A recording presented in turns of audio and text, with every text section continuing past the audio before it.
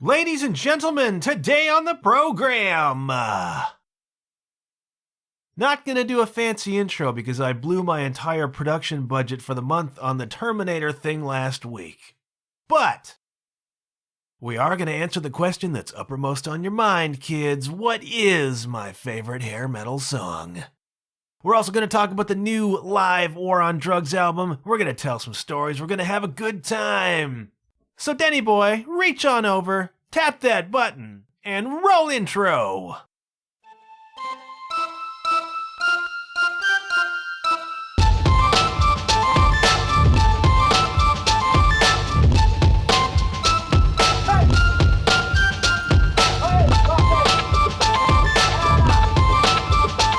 Hello, you're listening to the John Huff Podcast.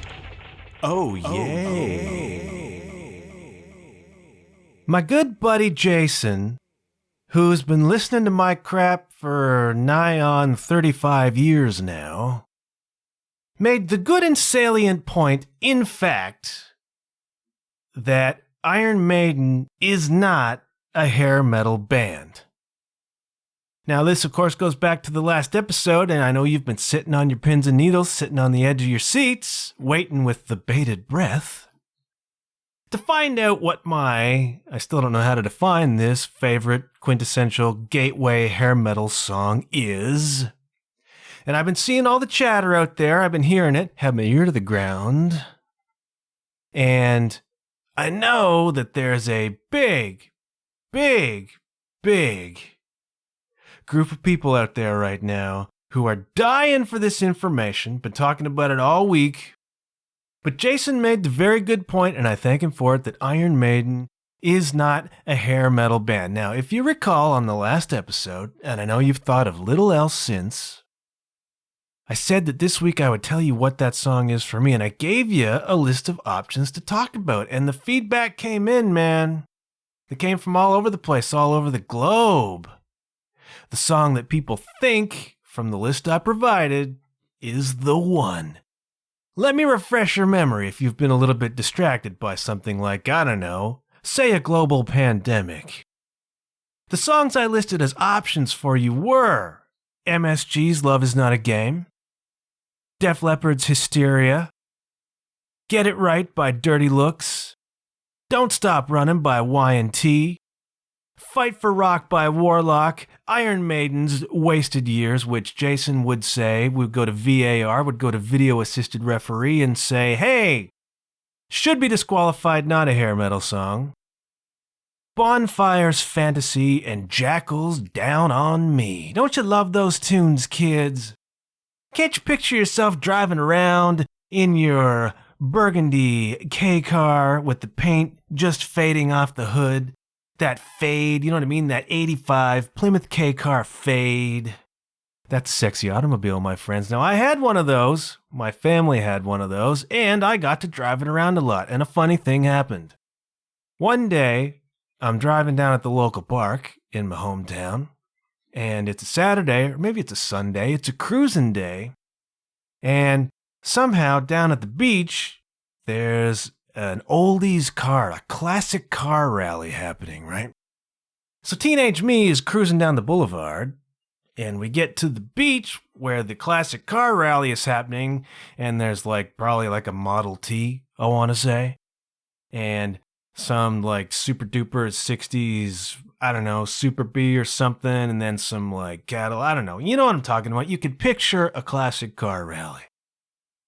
And so I pulls into the parking area, and as I'm pulling out again with my buddy, and we're cruising the drag, because that's what you did in a small town, we exit the parking lot as the car rally is going on parade. And so you got all these amazing old cars that people are lined up to look at, man, and to marvel at. You know, they're all parked on an angle with the hood up. So you can take a look inside and furrow your brows and nod approvingly, even though you've got no idea what you're looking at. And whether it's cool or not, that's me with cars, all right? But I could do that look, man, because all my friends, a lot of my friends were like farmer kids, and farmer kids know cars, man, because they all seem to have one. They all seem to have a sports car. And they could speak the language, man. They could say, yeah, that thing's got a big block 400 in it.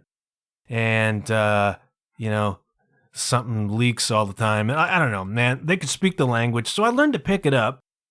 Learned to pick up the mannerisms, you know what I mean? Learned to pick up the nod. The approving nod to this engine I'm looking at, which is shiny. Shiny's usually a good thing, but I don't know what that means. So I get to be pulling out of the parking lot at the beach amongst these cars. And so they're like drifting by, slow, top down, you know what I'm saying? And they're generally older people, maybe bought these cars new, I don't know, or their parents did. And they love these cars and they're proud of these cars. And along comes the stain. Along comes the stain of the 85 or 86 K car with the burgundy fade on the hood. And I'm mixed up amongst them. And so, the people, because all the people watching are car people, and they do the approval nod. They do that well. So this is happening like a bunch of bobbleheads all the way down the parking lot. And I'm rolling by. I would put the top down, but of course there was no sunroof in this car. It was a K car. And so I'm shouting out the window, it's an 85. It's an 85. And I'm doing the point. I'm appropriating some of their mannerism, and I'm doing the point.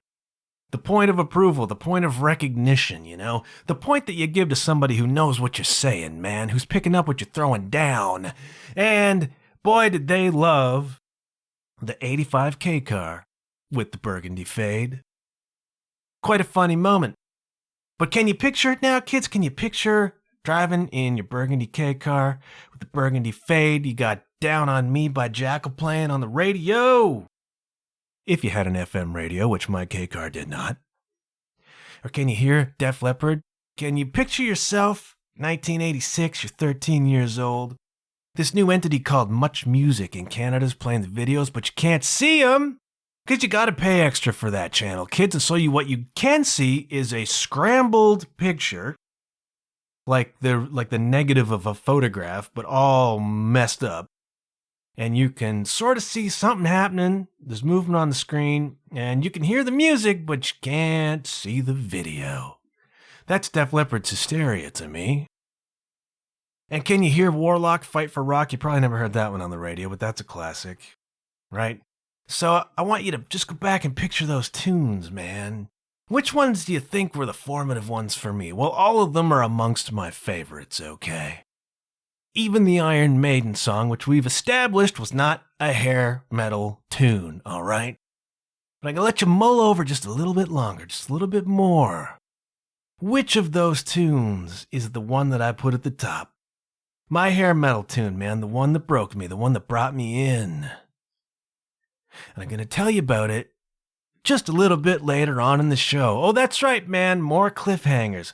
We are upping the dramatic content here on the JHP. Hashtag JHP, kids, when you share this out there. Actually, don't hashtag that yet. Hashtag John Huff Podcast, please. Maybe we'll do both. Just put it out there, man. That's all I'm asking you to do. Good things happen when you put me out there. Maybe.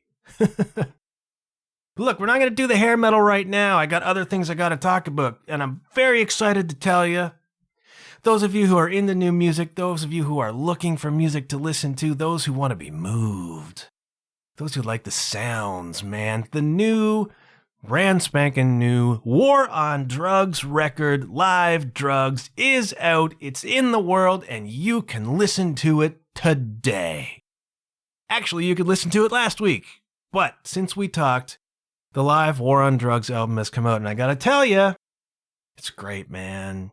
It's great. I don't know if you're into the War on Drugs. If you're not, you should be. If you are a fan of emotional and evocative and powerful music, the War on Drugs is described as an alternative rock band. A lot of people on stage, you got your keyboards, you got a guy who plays the saxophone, but not like 80s saxophone, right? Not like Men at Work saxophone. Like those big, deep, droning sax notes, man, that are so full of just atmosphere and vibe. And the War on Drugs kind of specializes in playing these like long arrangements. Like it's nothing for a War on Drugs song to be 7 minutes, 10 minutes. And live, 12 minutes, 14 minutes. And you think to yourself, oh man, they're prog. Nothing wrong with prog, by the way, but they're not prog, man. They are an alternative rock band.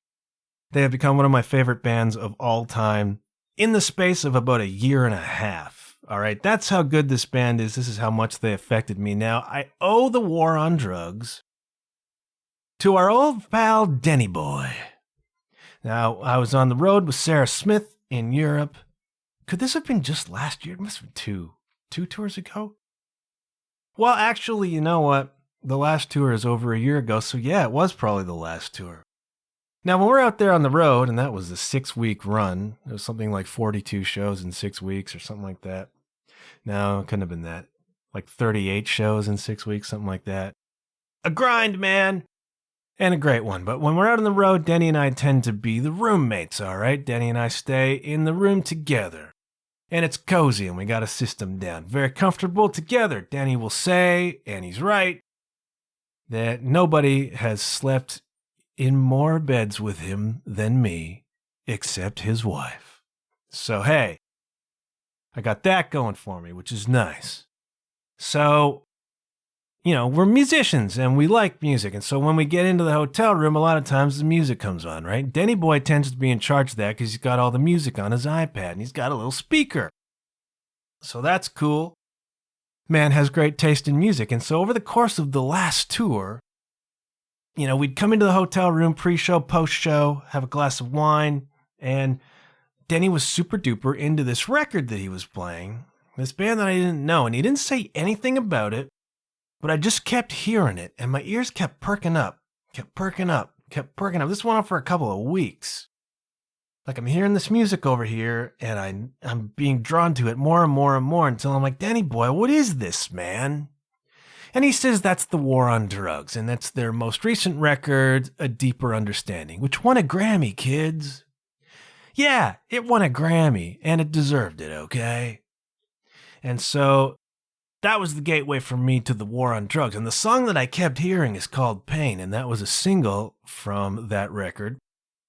Remains one of my favorite songs, certainly one of my favorite, maybe the favorite of theirs. Although, you know, the more I get into their catalog, the more contenders there are to that, which is a great thing about discovering a new band, man. And so Pain is great. Probably going to put Pain, maybe a live version of Pain, on the show notes on my website. I would love to play it for you now, but I can't get away with that. But I'm going to put some live drugs. Probably, well, they won't be performances from the live album, but live versions of the songs, because they're such a good live band, man. And they're on my bucket list now. But you know, it's not like there are certain bands that you put on your bucket list, right? Like you might want to see the Stones. I don't know why, but you might want to see the Stones, right? And you're kind of like, I'd like to see the Stones once. War on Drugs is not that for me. War on Drugs is like, yeah, they're on my bucket list to see a bunch of times. Like, they're one of my bands now. Like, anytime the War on Drugs is coming around, I'm going to see that show. And I hope eventually, somehow, that happens again. In a venue that I can go and see them, because most of the live footage you see of that band is festivals where there's 40,000 people. Don't have a lot of those in my neck of the woods, so I hope I get a chance to see them over and over and over again somehow. But if you listen to this record and you're into music that's emotional and powerful and sweeping, but it also drives, like it pushes. A lot of the songs are like tight, fast, driving, very emotional. A lot of minor chords. A lot of minor chords, kids. But the War on Drugs has this ability to write. It could be something so simple as just a little piano hook, right? A little keyboard hook that just makes you weak. You know what I mean? You've heard those before, man. Just a little subtle thing, you know? A couple notes at the end of a phrase that just makes the whole thing, right? And there's a live version of a song called Eyes to the Wind, which is on one of their older albums. And this is where that comes in, man. There's just a little piano hook that runs through this phrase, and it's just like, this song is really great. And then you hear that, and some part of you collapses inside, you know what I mean? You heard of the brown note, kids? Bass players know about the brown note. There is allegedly a note so deep and low, the frequency of which will make you empty your bowels if it's struck properly. War on Drugs doesn't hit the brown note, but they hit that note that just kind of breaks you inside. Just a little couple of notes at the end of a phrase, and you just crack a little bit. Eyes to the Wind is like that. And if you don't know this band, if you've not listened to them before, this is a pretty darn good place to start. Live Drugs, the War on Drugs, because you get the intensity and the energy of the live performance, man. Now, some of you guys are like hardcore rock and roll guys or whatever, and you think, alternative rock band's not going to move me. They're going to move you, dude. Some of this stuff smokes. And then the stuff that's slower, songs like Strangest Thing, which is maybe my favorite. It's between Pain and Strangest Thing, and a couple more on the most recent record. And then I'm getting into the older stuff, so Red Eyes, Eyes to the Wind, some of this older stuff that's on the live record. It's just, put it on your headphones, just lay back and just take this in, man. This is an experience. And I'm excited that this band exists, and I'm thrilled that I found them. And this is the first new release by them that's come along since I've been part of the team, you know? So I'm stoked about that, and I got this record, and it's awesome, and you should listen to it. If you're into Bon Iver, if you're into the Arcade Fire, if you're into the National, if you're into that kind of scene, like these bands that don't really get radio play, but are somehow massive. I don't know how that happens exactly, but they're in that kind of world. And I like them better than all of those bands, and I like all of those bands. So that to me says a lot. The War on Drugs, Live Drugs. Go check that out. Now, if you're into that band, or find yourself into that band, you may want to know that to accompany the live album release, Live Drugs, they've also put together a podcast, and the podcast is called the Super High Quality Podcast. And what that is simply the band in casual conversation about the live record. So they've only dropped one episode at the time of this recording, which, as you know, is Hot Friday Night, kids. So there may be a new one out by the time I release this, but so the Super High Quality Podcast is them talking about the live record. So they'll talk about which version of the song that they recorded, that they chose, and why.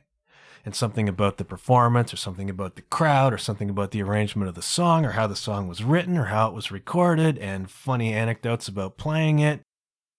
And it's just really interesting. If you're into the band, obviously it's interesting. If you're into the live album, it's interesting. But if you're just into music, and you're into musicians talking about their music, and some of the practical parts of what gets recorded and how, and what gets released and why, and what the hope is for that, and what some of the reservations are, it's very cool. And they're all personable guys. Seem like regular Joes. I haven't met them yet. But go listen to the podcast, listen to the live record, and listen to a deeper understanding, and then go back into the deeper catalog than that, because if you're not listening to this band, you're missing a good one. And I think you're going to like it. And if you're a drummer, recently on Facebook, well, there's a time warp. Well, what's recently? Like 4, 5, 6 months ago, before I went on kind of public hiatus, just before it, there was this thing that happened on Facebook where drummers were like, one drummer a day for 10 days, I'm going to post a picture of my influences, and then with each post they would tag a guy or a girl. And I got tagged by somebody to be part of the post your favorite drummers thing.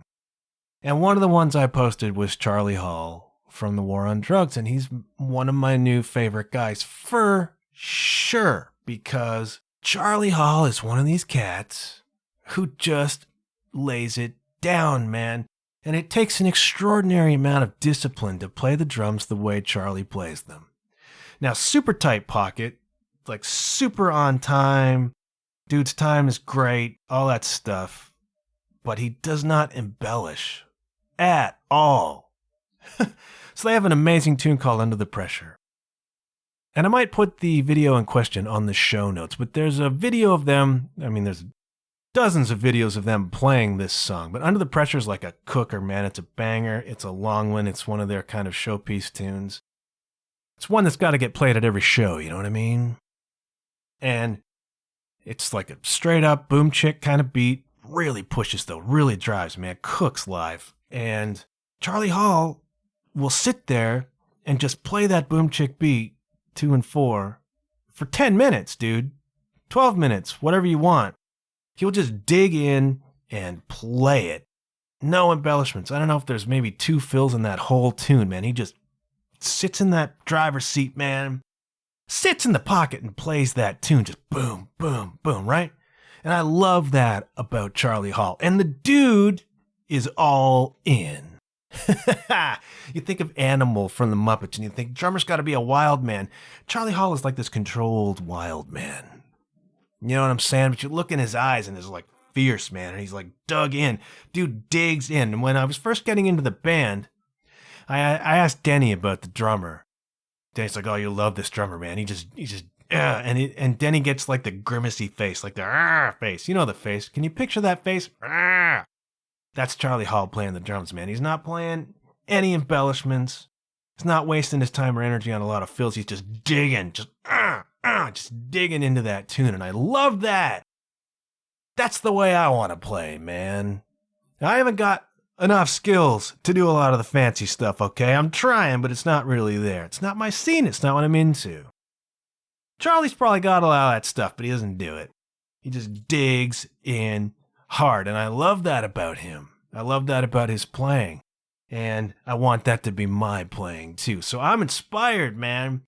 A lot of drummers might be like, okay, he's just playing 2 and 4 for 10 minutes. It doesn't do much for me, and that's okay. Go listen to Portnoy or somebody, all right? Because that stuff's great too. But for me, watching a dude dig in like that, play the song, drive that bus. There's a moment on the live record where Adam Grandisiel, the kind of songwriter, front person, leader of the band guy, describes Charlie as the captain of the Vistalite space shuttle, something like that. Charlie's playing some Ludwig Vistalite acrylic drums. Very cool. And he is the captain of the Vistalite space shuttle, man. He's driving that thing. And for me, that's a massive inspiration. I dig on Charlie Hall's playing, and I dig on Charlie Hall's band. And if you're into good music, my friends, and you want to check out something new, you want to check out something a little bit different, you want to check out something with a lot of depth, go listen to the War on Drugs new album, Live Drugs, and go listen to A Deeper Understanding, and go listen to the back catalog, and get into Charlie Hall. And the bass player Dave Hartley is just great, man. Am I gushing? Does it seem as though the War on Drugs has paid me to do this? They have not, all right? But there's something about what they do as players that just works for me, man. And Dave Hartley's bass lines are just so smooth. You know, there's just so much musicality in what that guy does. And moves me, man. And you want a band to move you, all right? There's a tune on A Deeper Understanding called Clean Living. And they never play Clean Living live, and I don't know why. They really should, because it's a beautiful song. And there's just a bass line happening on it that I can't even really describe to you right now. But there's just this little lick that Dave Hartley pulls out that's just so beautiful. And it works so well, you know? And it's just like, if you appreciate musicians and if you appreciate great music played intensely and emotionally by really great players, the War on Drugs, I cannot recommend them highly enough. And I hope somebody close to them shares this episode with them, because I want them to know they have a big fan over here.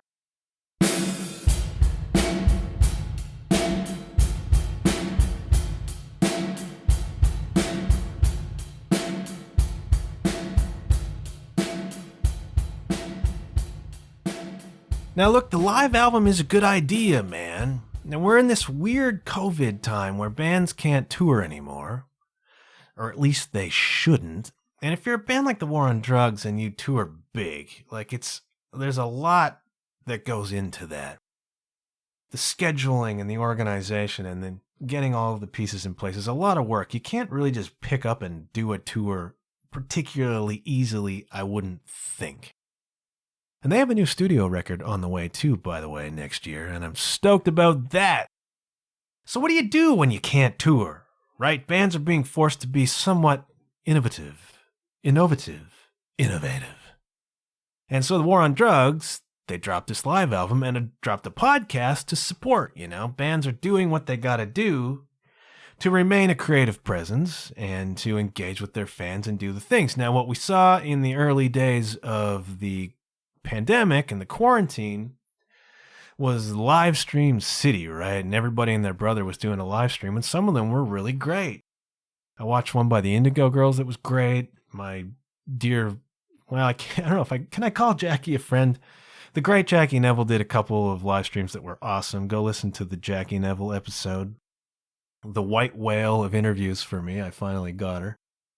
And, bands have had to do this to kind of try and put their art out there and replace, to some extent, what they get from performing live, which is, what a lot of people do this for is the rush of playing live, man. There's nothing quite like it, and live streaming does not replace it, but it's a reasonable digitally drawn facsimile. And so the live streams have evolved. It's been fun to kind of watch the technology happen here, because at first it was like Facebook, and then there was things you could plug Facebook into to get a little better tone or whatever. And now we've come to this point where bands can do like full-on band live streams, right? That are recorded on a stage and sound great, and you can buy tickets for that, and bands are finding a way to play live for money, which is COVID safe. The problem is you can't do a tour that way. You can't do 30 live streams in a row and expect people to show up the way they would city to city to city to city. But I'm seeing some cool stuff in the live streams, and I got to single out a couple. I haven't seen a lot, but last week I sat down on whatever night it was, Thursday night maybe, and I watched the Strypers. Do a live stream that was super duper cool. Now, I've talked a little bit about Stryper on this show. A bit of history I have with that band, and it ties into today's theme, kids. Stryper being a principle of the hair metal era. And they did a live stream last week that was really cool, and they were in a studio where they recorded their most recent record, Even the Devil Believes, and they played that record front to back. Now, it was not performed technically live on the live stream, all right? It was pre-recorded, but the takes were takes. They didn't splice anything together. They didn't really punch anybody in. They performed the songs, pre-recorded, and then put them up, and then had like interview segments in between. And all right, let's go to the next one. And they plan to do this for every one of their records, which is like 11 records or something like that at this point. It's really cool, and it was awesome, and they performed freaking great, man. Again, Michael Sweet's voice. He would tell you that he was pitchy on some of it, and I'm like, dude, seriously? It was great. That whole performance was awesome. And what's fun is that I've also watched a couple by Steel Panther. Now, this is where the dissonance starts to come in, all right? Because they are as hair metal as it gets. They are the hair metal revival, even if they are a parody. And I love me some Steel Panther, but what I think is fun is the juxtaposition, because here we have two bands under the same umbrella, hair metal bands, one classic from the era, one recreating the era, could not be more diametrically opposed in terms of approach or philosophy. So we have extremes of piety versus extremes of debauchery here in the hair metal world. You get it all in the hair metal world, man, but Steel Panther's done a couple, and also really great. So they go into a club in Los Angeles, California, and they set up, and they got like their sound people and their crew and whatever they do, and they play a show in full costume. Because it ain't Steel Panther if they don't have the wigs on, man. And they do a whole show, and it is live as far as I can tell, because they seem to be interacting with the chat people, right? The people who are commenting on the performances as they go. So it's happening live. And it sounds really great. So this technology has already come a long way to where you can do like a big rock show and have it sound like a big rock show. And then they pump in the crowd noise, which is really hilarious. And they have a lot of fun with that.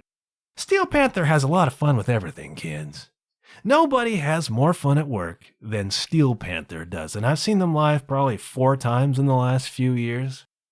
Never gets old, kids. And I marvel every time.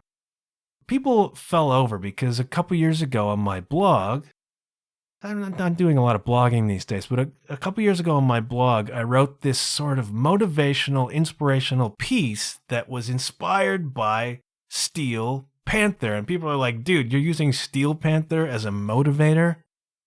Yeah, I'm using Steel Panther as a motivator. Now, if you don't know Steel Panther is a California glam metal band, right?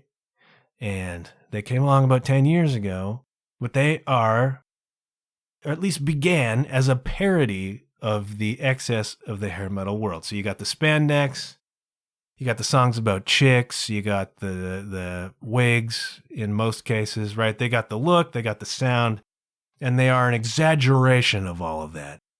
And they are thoroughly juvenile, thoroughly explicit, and very, very funny. Not for the faint of heart, Steel Panther, and certainly not for everyone. But what's great about these guys is that they are first and foremost killer players all. Right? These are not hacks. This works because they are so good, and the music they wrote is so good, even if the lyrics are somewhat sexist, misogynistic, X-rated, and juvenile. But you look past that, or don't even look past that if you don't want to. Take that for what it is and enjoy it. I do. Killer players, though, man. Like the guitar player Satchel taught at the Guitar Institute of Technology. He played in Judas Priest's frontman Rob Halford's band Fight. They were a metal cover band called Metal School back in the day, and they were a Van Halen cover band, and they got the chops, man. These cats can play. And they hung around into their late 40s and 50s to finally get a freaking chance. And a funny thing happened on the way to the punchline, kids. Steel Panther, in parodying rock stars, became themselves rock stars. And so these dudes tour hard, play big rooms, they play giant festivals, they have a committed fan base, they have a YouTube presence. They are very much a band for the modern era. And it's working, man. These dudes are doing it. They have become rock stars. Finally, they had to find the way to do it. They had to find an angle. They had to find a niche. And it started off as this kind of parody thing. And it still is, but now they are an entity unto themselves. They are Steel Panther, okay? And these dudes love and live the rock and roll. And you know, I find a parallel inspiration in Stryper, okay? In exactly the opposite direction. Stryper had to go through the same thing, all right?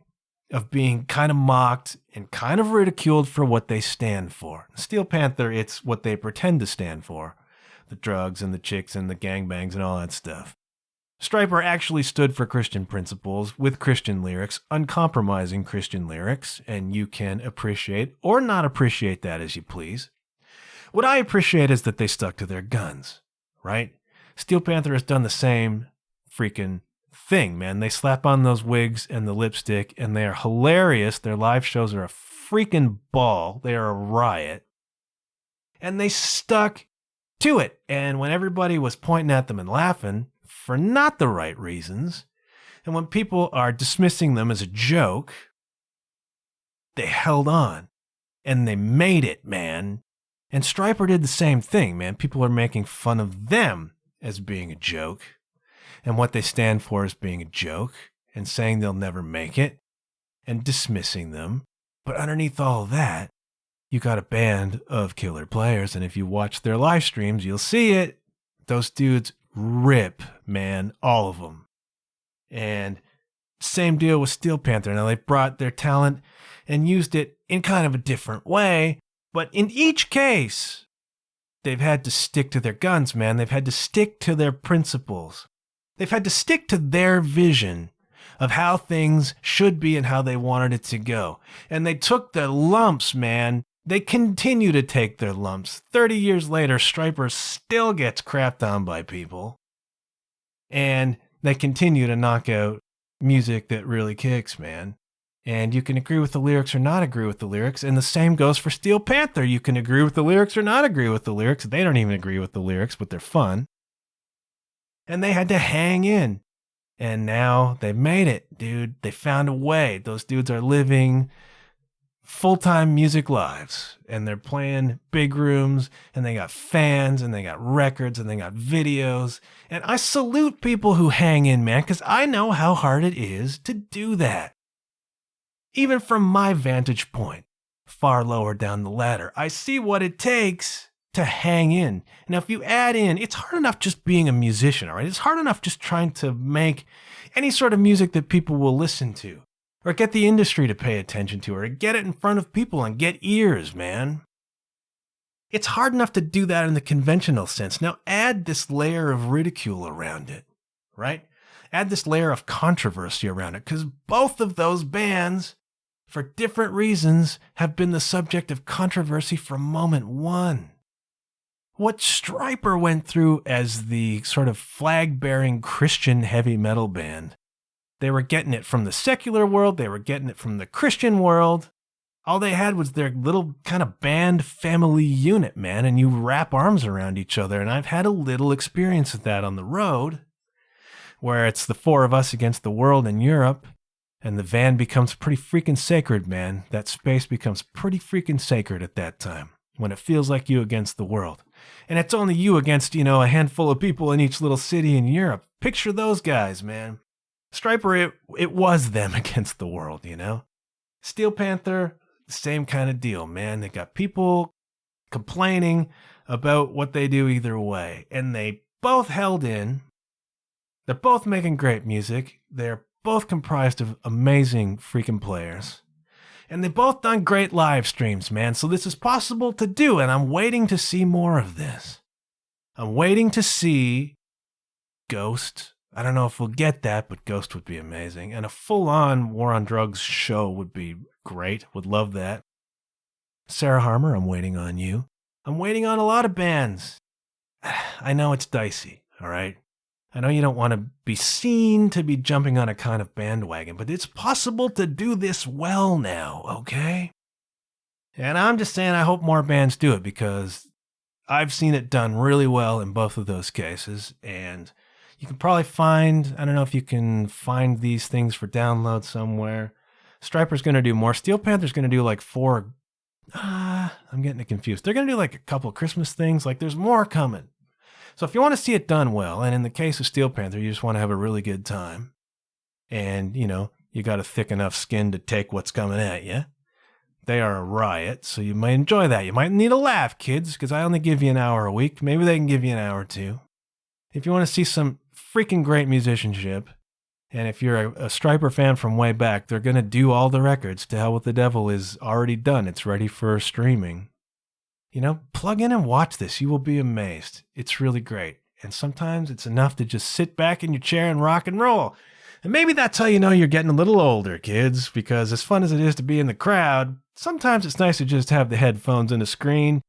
I'm ashamed to say that, but hey, this is happening. And, we're talking a lot of hair metal, and that leads us to what you all came for, kids. And we'll talk about it on the other side.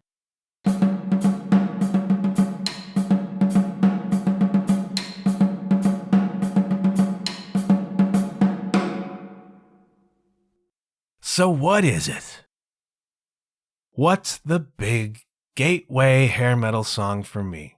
It's hard to define a favorite. I don't think favorite is the right word, because let's look here. Like the hair metal era, let's ballpark it. It's hard to pinpoint a start to this, okay? Now you can trace the roots.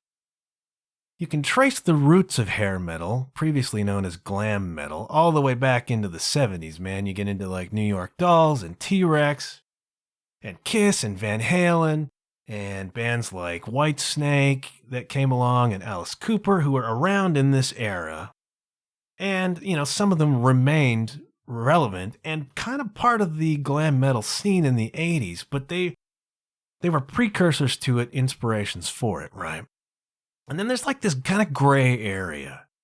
Early 80s, like 81, 82, 83, where you have bands like Twisted Sister coming along and Rat and Motley Crue, all recognized as hair metal people. Motley Crue in particular. I think Motley Crue was the real bridge. Like Twisted Sister, yeah. And, you know, I was messaging again with Jason, who was so good at pointing out the genre discrepancy between Iron Maiden and hair metal. Iron Maiden's a heavy metal band, okay, kids? Not quite the same as a hair metal band, all right?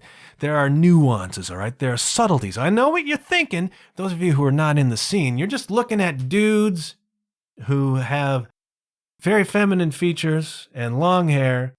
But if you look at the subtleties, you look at the nuances, you'll see some of them had spiked bracelets on their wrists. And some of them wore denim, not spandex. You know what I'm saying?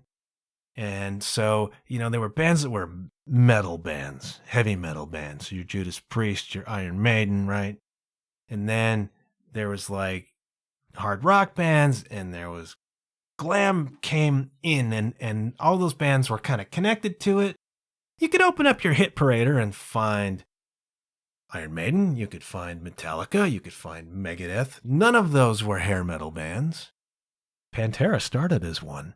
But none of those bands were hair metal bands. They were thrash, or they were heavy metal, or they were power metal, or they were death metal, or they were thrash metal, speed metal. There are nuances, all right? Now, what you may see as just a big old picture of hair, those of us in the scene see the shades, my friends. And Iron Maiden was not a hair metal band. Now, Jason also said that the gateway for him, which was the gateway for a lot of people, kids, was the Metal Health album by Quiet Riot. That was kind of the first metal, rock, hard rock metal album. The first to be kind of connected to this hair metal thing. It was the first record that went number one, okay? This is 1983, but there's this kind of blurry scene where like Dokken was coming around in the early 80s at that point, right? Some of these bands that would kind of come with the transition, but the second wave of hair metal kind of came like 1986, I want to say. Slippery When Wet, and then it's like when the bands that we really recognize as being the ones begin to appear. Now, Bon Jovi was around before that, but they like broke huge with Slippery When Wet. And Def Leppard was around before that, but they kind of broke huge with Hysteria. And Cinderella appeared, and Poison appeared, and then kind of the real heyday of the glam, kids. It was like 86 to, I want to say, like 92, something like that, right? Nirvana came along and put a big old Birkenstock boot right down and crushed on everything. Did grunge bands wear Birkenstock? I don't know, man, but they took off their lumberjacket and they soaked it in water and put a big old wet blanket on the whole party, man. And it was a party. Those were parties those days. That music was all about partying and an FU, and we're kids, and we're here for a good time, not a long time. And what a good time we had. And then the grunge bands came along and put a big old wet blanket on all of it. And that was 92, 93. Your pals in Nirvana. So let's call it an 82 to 92 kind of range. Now, it's hard to pick a favorite song out of a decade, man. Because I was around, and in that decade, there was at least 2, 3, 4 dozen records that came out, okay? That's a lot of songs to decide what's your favorite. And I gave you the list of options. MSG, Love Is Not a Game, Def Leppard, Hysteria, Dirty Looks, Get It Right, Y&T, Don't Stop Running, Warlock, Fight for Rock, Iron Maiden, Wasting Years, disqualified by Jason. Bonfire Fantasy, Jackal Down on Me. Now there's a list as long as your arm of other songs that are my favorites of the era. House of Broken Love by Great White, one of my favorite songs to play. Dream Warriors by Dokken, Hang Tough by Tesla, Night Songs by Cinderella. Take your pick from Queensryche's Operation Mindcrime or Empire albums. Eyes of a Stranger, anybody listening. Later on, early 90s, you get Love Hate popping up with Blackout in the Red Room, which is one of the great rock and roll albums of all time. Go listen to Blackout in the Red Room by Love Hate, okay? Maybe not even hair metal. Hair metal was maybe over by then, but they got kind of pulled into that.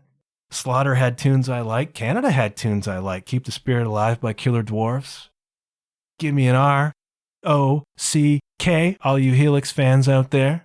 There were lots of tunes that I could have picked. But you have the original list, and everybody wrote in, and everybody had their ideas.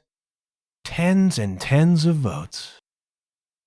And the answer to the song I look back at as the hair metal era tune for me, maybe the favorite, certainly a gateway, one that just clicked with me, was, drumroll,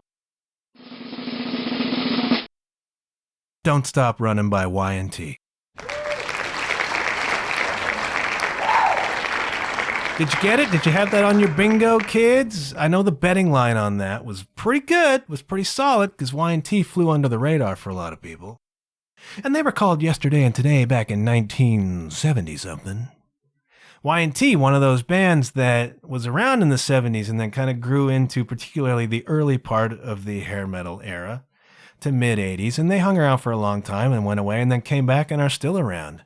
Y&T dropped a tune on their kind of breakthrough record, In Rock We Trust, 1984, Don't Stop Running. Now, picture 13-year-old me, and maybe not even 13, like 11, 1984, and I'm at the Fall Fair. Do you remember Fall Fairs, kids? Now, you got European listeners. I got millions of European listeners who may not understand what a Fall Fair is. I don't know if you guys do this over there. I've seen your Christmas markets, and I've certainly seen your Oktoberfest. That's compelling to look at out a van window. But I don't know if you do fall fairs the way they do fall fairs over here, which is supposed to be the end of the summer growing season, end of the harvest. Usually comes around in September in Canada because you freeze your nads off if it's any later than that. And in our town, the fall fair was an event because there was very little else happening in our town.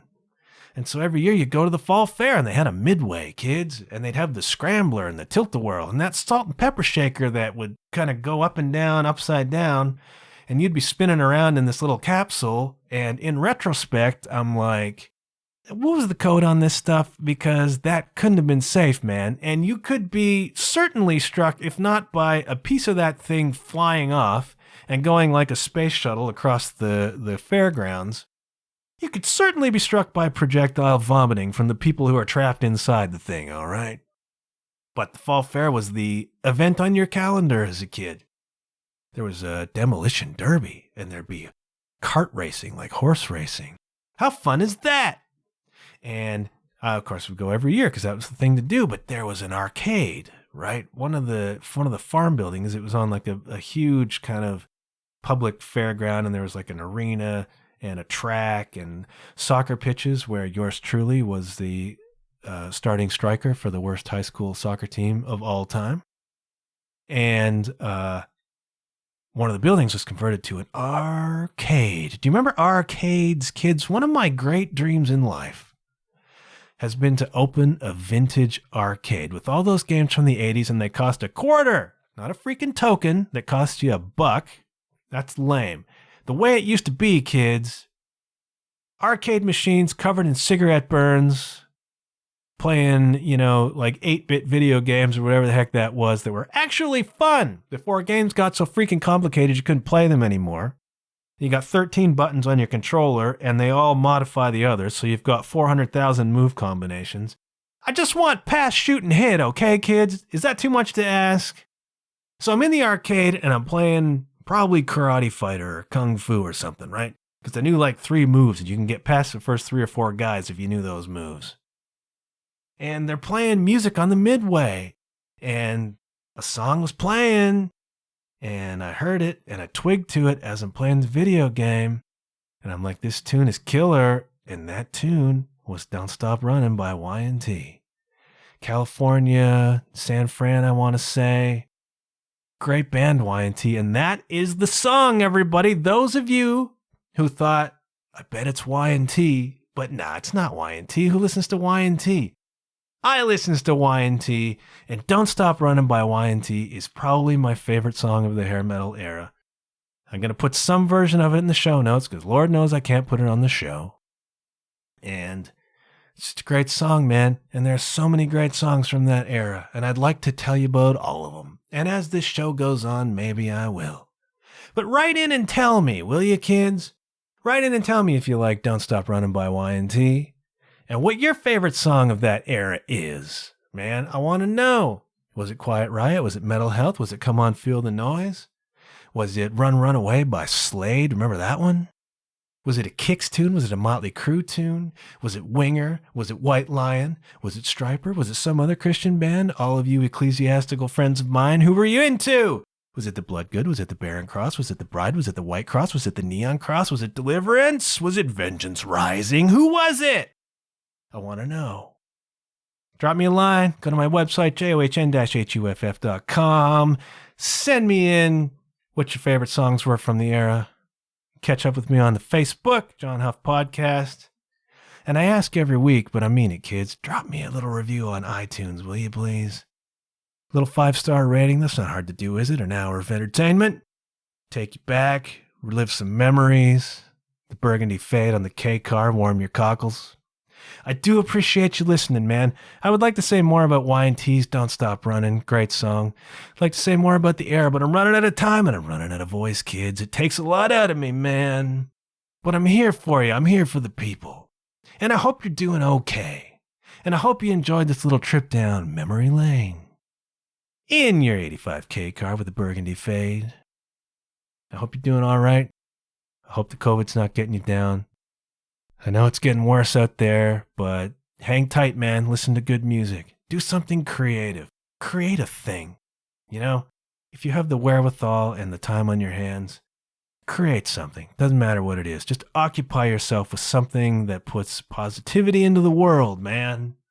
That adds something to the world that's good that was not there before. That's what I hope this last hour's been for you. Hope you're having a great time. Hope you're okay. And I'll catch you on the next time, kids. And in the meantime, listen to The War on Drugs and go listen to Don't Stop Running by Y&T. And I'll check you later.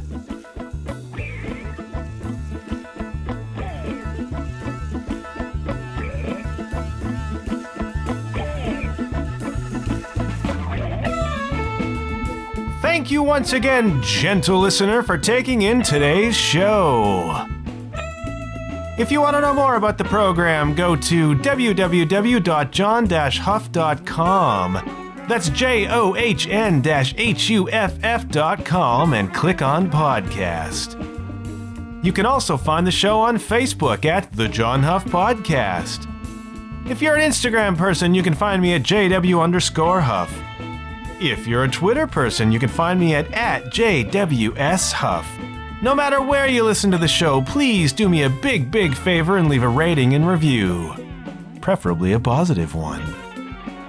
That's all the time we have for today, but I'll be back very soon. Until then, keep your wits about you and remember, good things happen when you put yourself out there. Bye for now.